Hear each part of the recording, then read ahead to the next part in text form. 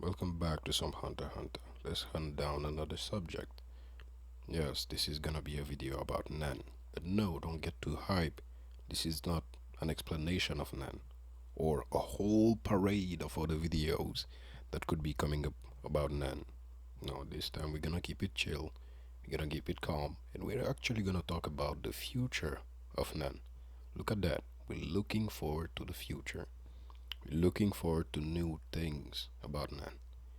Now you might say, what are you talking about? What future can you see when there's a whole hiatus going around? Well, listen, man.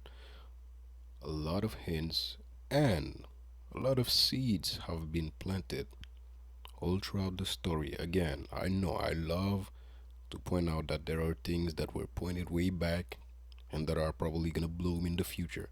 But it's just true. A lot of things have been placed inside the story real carefully so that in the future we might just be surprised to find out some beautiful flowers, some beautiful revelations. And Nan is one of those. I mean, throughout the story, we got multiple revelations about Nan. I mean, we thought Nan is the power system of fighting. Then we realized that even inside the fighting methods of Nan, there are multiple methods, multiple ways to use the aura. Then you find out that the aura has particularities like becoming stronger after death. Things like that have been planted all throughout. So even though we have a Nen chart with Nen categories, with Nen explanations, with never ending pages of just dialogue about Nen, for some reason all throughout, don't you find it interesting that we still learn so much more about Nen? Well, that's the thing. There is just a bit more hiding under the surface. And I'm not talking about the obvious presentation that Togashi did about Nen with the whole diagrams and how Nen is more of a spectrum and all that shit. It's just all that shit is amazing. It's interesting. And one day we're gonna get into that. But no, today I'm trying to make a simple video. And to be honest, Nen is not a subject for simple matters for me. But we have to try. But let's get into it. Let's talk about what makes Nen, or what element was recently introduced into the Nen game that's gonna make it so much more interesting and so much more promising, and also reveal so much more about what it really is. Now, I said that we are not gonna talk about the Togashi exhibition and all of that, but I was lying. We're gonna refer to it for, and that's the ranking of Nans. Now, I think the ranking of Nans might induce us into making some sort of mistakes, like its power levels. It's simply a growth in power. Obviously not. This is not the game we play. Every growth in Nan is more a growth of a character. There are changes throughout the landscape of the story, but to be honest, that may include power itself, but is not limited to it. But no, when we talk about that growth or those rankings, it's more about the mastery of Nan and the mastery of the Hatsu and what they represent to the characters, obviously. When we get into it, understand that obviously Ultimate, which is the highest rank that a Nen user can achieve, is actually something that not a lot of the Nen users we thought were so high and mighty and powerful actually achieve. Even people like Hisoka, who have a whole psychological analysis about Nen users and make them this type or that type, don't achieve. Ultimate is a level beyond. We have geniuses, greats, and such. I don't remember all the rankings, but I remember Ultimate being, well, the ultimate, the penultimate level of an end user. And you get multiple characters that are actually inside of that ranking, such as Netero, obviously, the king of the hands, obviously, Biscuit, damn, she really made it that far. Zeno Zoldyck, obviously, and Abengane, see, that is the other proof that comes in that it's not about power. Something that when looking at all these ultimate non-users, we might just be getting closer to unlocking that secret. And what is that secret? What is the secret that helps non-users reach ultimate form of their Hatsu? What helps those person grow? To talk about Nan, to learn about it, well, we gotta go to a class, a Nan class. Chronologically speaking, it's happening right now for the character, and that is the one that is being given on the Black Whale, the Nan class of the Kurapika. Our cool, collected Kurapika is giving a whole Nan class. Now, I don't know how or when he got that good to be giving a Nan class, but he's at it and he's actually doing a great job. Now, don't get me wrong, the whole context of it is that he has a trick up his sleeve to provide Nan to all the characters in that class. And that's the ability that we saw, unlocking Nan through a Nan attack. But a safe one too, because his syringe provides that unlocking without the dangers of unlocking an ability. But that's not what we're actually going to be focusing on. And I'm sorry I had to talk about the other aspects of it. But what we want to focus on is actually the lessons being taught in that Nan class. Things that we've not seen before all throughout the game, because we've seen Gun and Killua learn about Nan. We've seen Kurapika learn a bit about Nan. Gun and Killua multiple times too. But then, why is the method so different?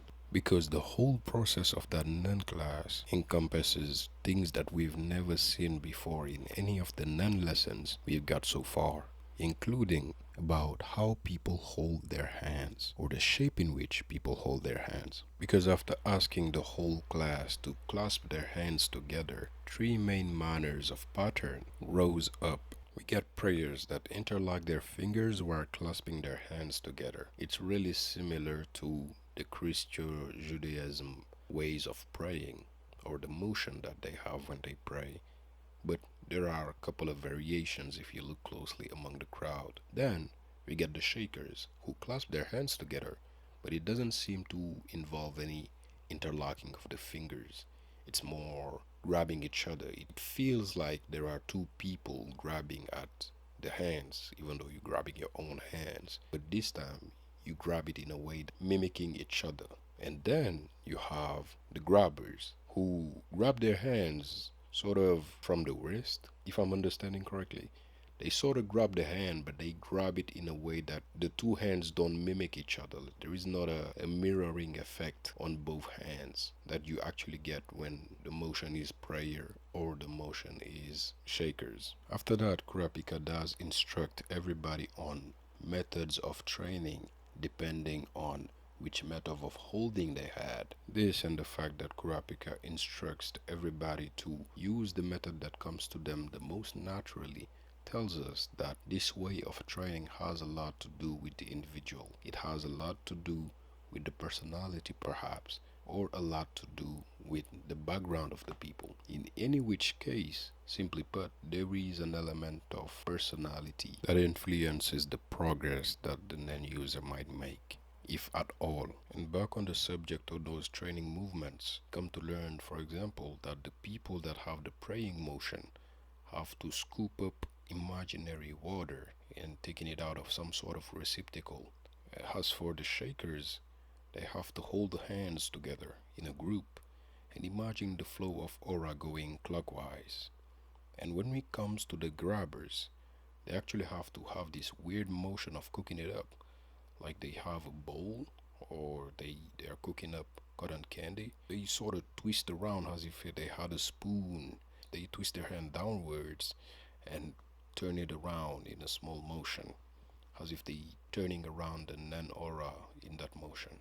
We do get to later learn through the mind of Furikov that it is an effective way to learn Nan, although not 2 weeks effective. What struck me about this technique was not the growth that it was promoting, but mostly other elements about it. The personalized movements depending on what everybody prefers, the fact that it has an importance which anybody chooses, and simply the imagery that comes out of each of those movements. Now, this is where it gets less scientifical to be able to explain it and more personal to everybody as how to understand these movements. But obviously, when we mention the action of prayer, it is evocative, extremely evocative, and has a sense towards the divine, a sense towards a higher plane of being, such and such. And obviously, the fact that shakers have to hold hands together to master that nan also has evocative elements to it. That is probably a narration that is not outright said, but quite subtle, if not completely reliant on our instincts. It is pretty much something that we might have to conclude simply from instinct, from the way it is presented. That is why this video has to have some sort of personal aspect to it. When I talk about those emotions that are happening, they struck me because, whoa, one of them is prayers, one of them is holding hands, and the last one, which to me is a bit of a rant when we're talking about these methods, because I am having the hardest time understanding where it fits or how to translate it the same way I found translations for the two other methods. Simply put, I'm trying to say that it's a feeling thing, you know. When seeing the prayers and such, it is a matter of feeling how you describe what these methods do and what they might mean for Nan or for the people that use Nan. And luckily, our feelings are not unfounded. We've actually slightly got some proof to back it up. Some flimsy proof, I might say, but some proof nonetheless. Some proof that only comes up to you through a matter of feeling, more so than through a matter of fact.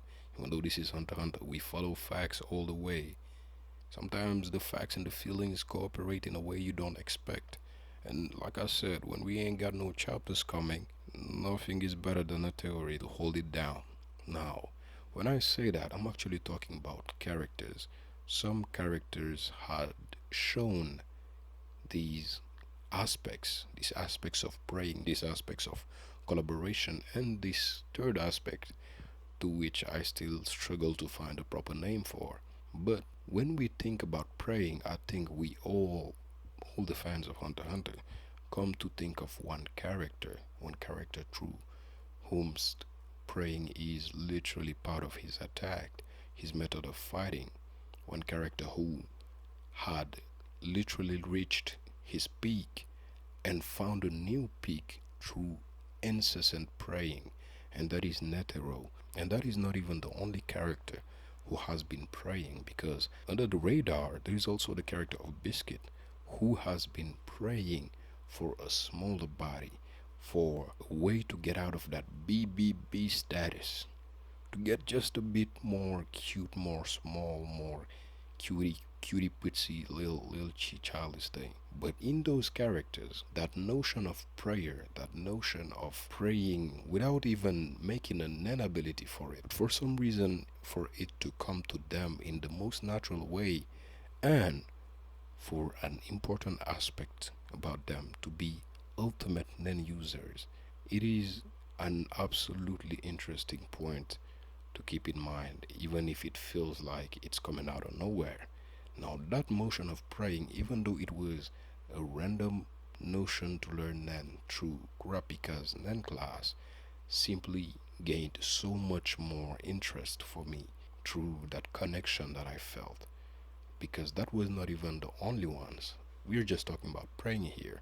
Now, what if I get it back to the concept of cooperation, the concept of pure cooperation, pure trust into each other, pure trust of the people around us? And that's where I come into the shakers. Like I said, each movement have these evocative feelings that might be different for different viewers, but these are what came up to me, and directly seeing the movement of shakers and the fact that they have to move the energy in between them, meaning that that is what resonates with them the best, that is what makes their Nen flow the best, that is what might wake up Nen within them the best. I think of characters like Meruem, who were already amazing and got godly at the end of the series because they connected with the people around them. They connected with Poof and Yuppie and became even more powerful, but also more sensible in some ways. And even in the most recent arc, I might even have to say characters like Hulkenberg, who, through the contract he has with the people around him, simply has the perfect shield and the perfect spear, if not the perfect arrow, to attack anybody that comes at him. Literally, an arrow that cannot be blocked, and a shield that can protect him from the most vicious attacks we've seen in whole of Hunter x Hunter. And I think those things can't be ignored. This right here that we see in the Nen class that seems like a note in the background to me is absolutely a secret about Nen that we are not paying attention to because effectively it was put in the background. As for the third category, although I kinda struggle to find a word for it, I do not struggle to find an approximation for it. It is this drive, this obsession for something that probably drives them to find in them the ways to access that.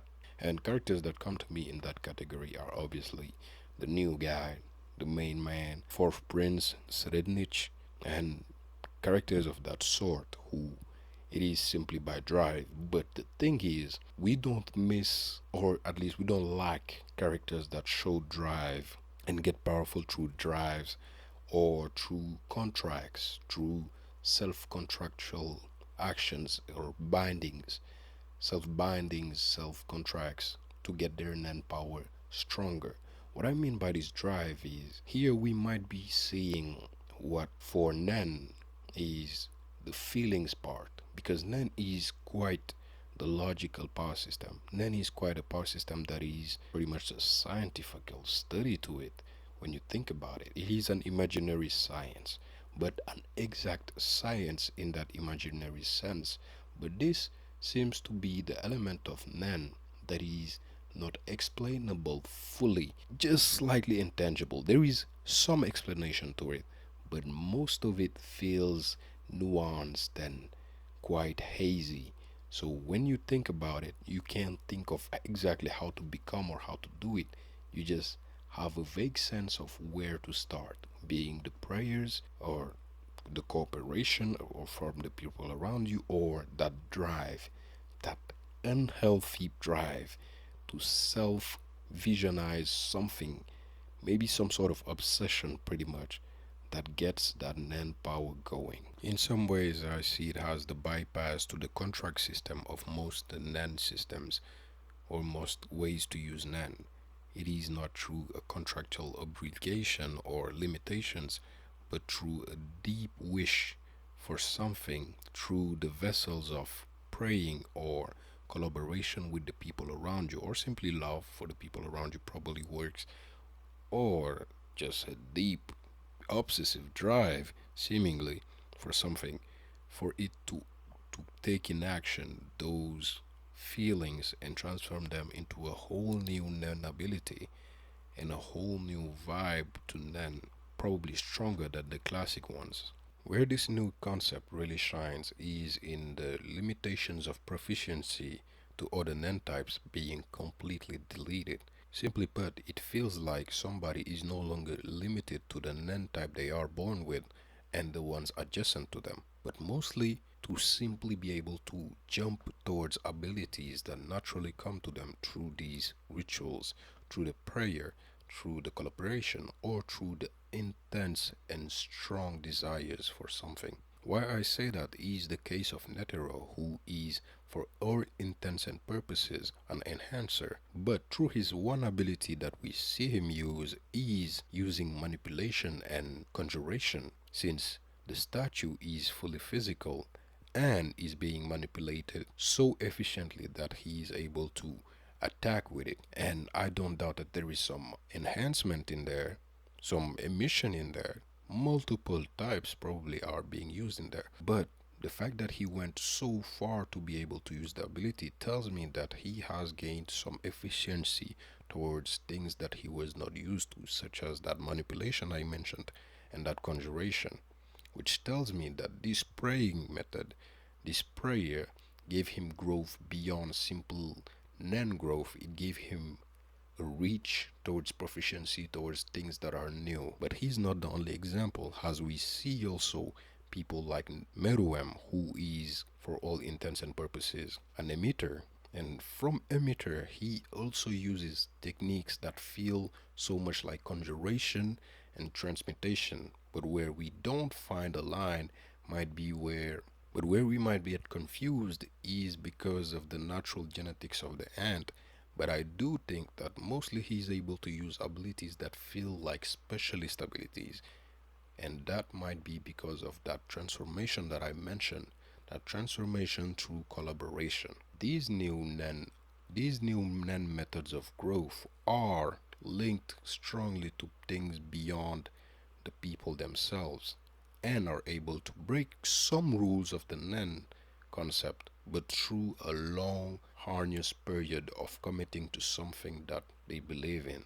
Which makes me think that this is what people that create NAN abilities without knowing anything about NAN tap into when they create some sort of ability out of nowhere. Anyway, this might just be the missing link between understanding NAN abilities that are alright to NAN abilities that are great, and not just in power, I mean simply in use and in the growth of the character. Because obviously, seeing how it has to do with personality, you can assume that whoever arrives to use these aspects of NAN probably has a good chance of growing as a person as much as growing their NAN abilities.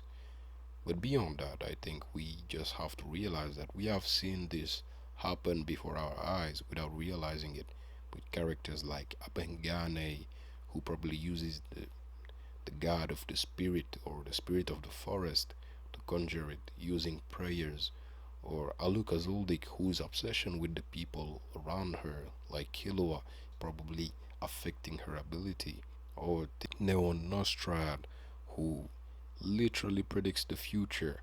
Characters like Komugi, who got way better at the game, all naturally. This is truly what natural Nen looks like for characters like this. And Ben Delon, the guy that makes the knives, if you don't know, the guy that made so many knives, even though it was a twisted, weird feeling that made him create those knives, Nen does not judge, it just is, and it is a representation of the character, and through that representation, multiple knives with Nen abilities themselves were created. But so much more that probably happened before our eyes and we never saw it.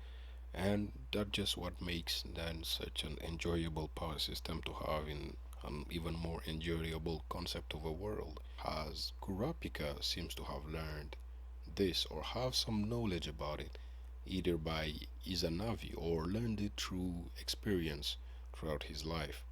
And maybe so, he might just have something more under his sleeve that we did not see coming.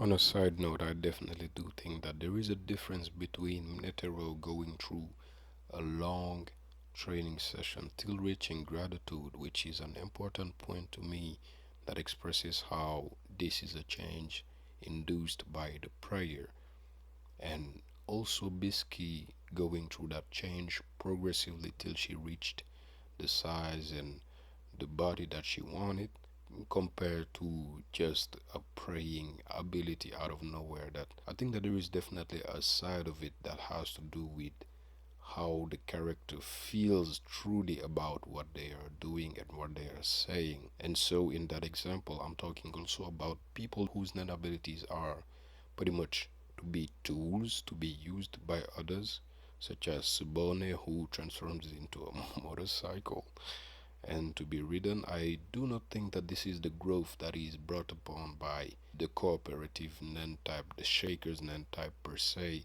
I think that this is just a choice, but beyond that, I feel like, for example, people like Miriam who consume the food or consume the people close to him and then absorb their ability through that consumption without being the one of predator against its prey, we can see that it has a different effect in the relationship that Meruem has with his royal guards, Poof and Yuppie, after that, differently from if he was just preying on some meat. In any which case, glad to have you watching. Let me know what you think, and I'll see you when I see you.